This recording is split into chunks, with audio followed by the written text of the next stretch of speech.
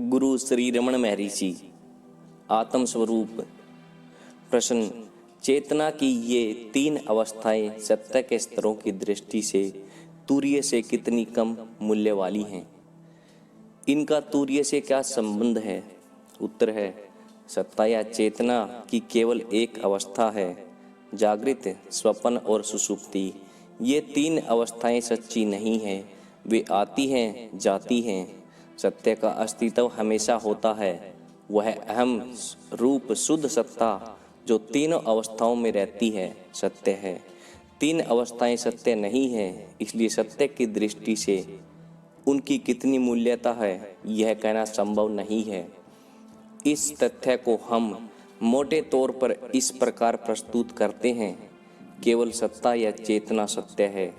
चेतना तथा जागृति को मिलाकर हम जागृत कहते हैं। चेतना तथा स्वप्न को जोड़कर हम स्वप्न कहते हैं और चेतना तथा निद्रा को जोड़कर निद्रा कहते हैं। चेतना पर्दा है जिस पर सब चित्र आते जाते हैं। पर्दा सत्य है, चित्र पर्दे पर दिखने वाली छाया मात्र है। दीर्घकालीन आदत के कारण हम इन तीन अवस्थाओं को सत्य मानते हैं, इसलिए चैतन्य की मूल अवस्था को चौथी कहते हैं। वस्तुतः चौथी अवस्था नहीं है, केवल एक ही अवस्था है। स्वप्न और जागृति में कोई अंतर नहीं है, सिवाय इसके कि स्वप्न अल्पकालीन है और जागृति दीर्घकालीन। दोनों मन के ही परिणाम हैं। चूंकि जागृत अवस्था लंबी है, हम सोचते हैं कि वह हमारी सच्ची अवस्था है, लेकिन वास्तव में हमारी सच्ची अवस्था तुर्य है जो हमेशा एक सी रहती है और जागृत, स्वप्न तथा सुषुप्ति के बारे में कुछ नहीं जानती। चूंकि हम इन तीनों की अवस्थाओं को कहते हैं, तुर्य को भी अवस्था कहते हैं, किंतु वह अवस्था नहीं है, आत्मा का सहज स्वरूप है। जब हम इस तथ्य को जान लेते हैं, तब हमें पता चलता है कि तुर्य अथवा चौथी अवस्था नहीं है, क्योंकि तीनों की अपेक्षा ये चौथी कहा जाता है, जबकि आत्मा सदा एक रूप है। इसलिए तुर्यातीत अवस्था अथवा परम स्थिति का अस्तित्व है। प्रश्न, लेकिन आत्मा के पर्दे पर या परम स्थिति में ये तीन अवस्थाएं क्यों आती जाती हैं? उत्तर, कौन यह प्रश्न पूछता है? क्या आत्मा यह कहता है कि ये तीन अवस्थाएं आती जाती हैं? यह तो दृष्टा है जो कहता है कि ये आती जाती हैं। दृष्टा और दृश्य मिलकर मन बनता है। ढूंढिए कि मन जैसी कोई वस्तु नहीं है। इस प्रकार अन्वेषण करने पर मन आत्मा में लीन हो जाता है और तब न दृष्टा रहता है और न दृश्य। अतः आपके प्रश्न का सही उत्तर यह है कि वे न आती हैं न जाती हैं। आत्मा जैसा है वैसा ही सदैव रहता है। अन्वेषण के अभाव के कारण ये तीन अवस्थाएं अस्तित्व में आती हैं। अतः आत्म अनुसंधान से उनका अंत हो जाता है। कोई कितना ही समझाए, यह सत्य तब तक स्पष्ट नहीं होता जब तक मनुष्य स्वयं आत्म साक्षात्कार नहीं कर लेता। एक बार साक्षात्कार हो जाए तो उसे आश्चर्य होता है कि वह अब तक इस स्वयं सिद्ध तथा केवल सत्ता के प्रति अंध कैसे बना रहा। प्रश्न, मन और आत्मा में क्या भेद है? उत्तर है, कोई भेद नहीं है। अंतर्मुख मन आत्मा है और यही मन बहिर्मुख बनकर अहंकार तथा जगत बन जाता है।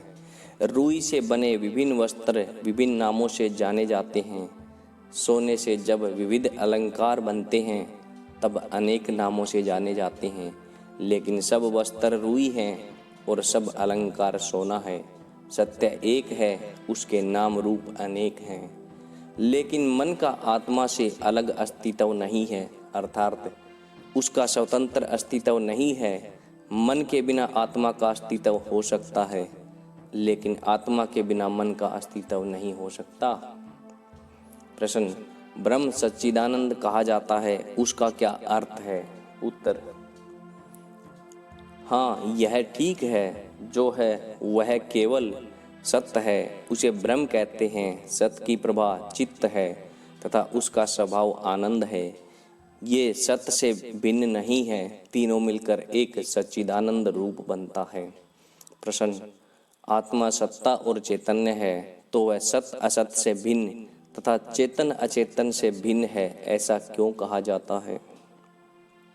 उत्तर, आत्मा सत्य है, लेकिन चूंकि वह सर्वस्वरूप है, उसकी सत्यता के बारे में द्वैत मूलक प्रश्नों का अवकाश नहीं है, अतः उसे सत्य असत्य से भिन्न कहा जाता है।